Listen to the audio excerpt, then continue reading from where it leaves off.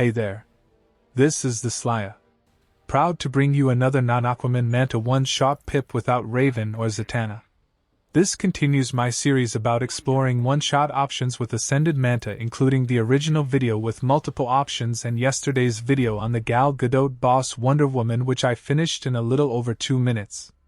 Today we are using Manta against the Heroic 7 boss in the same tier and right next to Wonder Woman, the Henry Cavill-styled Justice League Superman.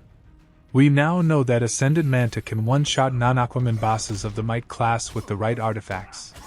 But we also now know that he can even take down a boss like this JL Soup who has extra and reinforced defense. That is good news, as we know that Manta is not ideal for 1. Bosses with crit resistance, not just immunity, even 2. Bosses with lethal resistance potentially, and definitely 3.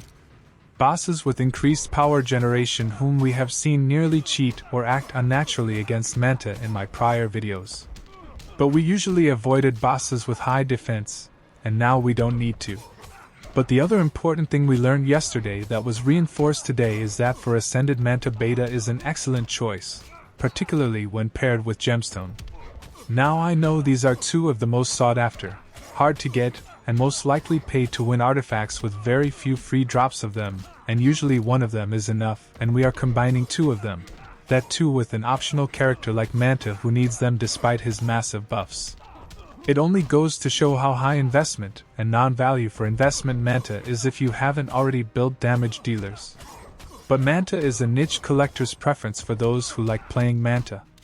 Some free-to-play players do win his shards, but very few win enough to not just ascend him like I did but take him to 7-star even. Even then, without full build he is good for Aquaman bosses and good for supporting Puppet Club users and helping out in Chaos Tajin matches. But I outright paid for every single darn thing about this a whole, so why I am very aggressive when he doesn't deliver one-shots, and I have had to put in a lot of fine-tuning to get them with him.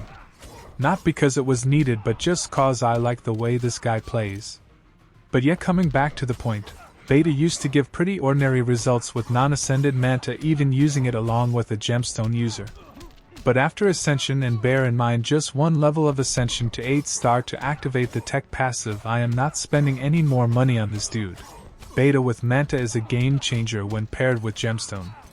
So here I have an 8-star Manta with L10 Beta, CWW with L10 Raid Artifact Crown Kondak, and Ascended Silver Batman with a level 7 Gemstone.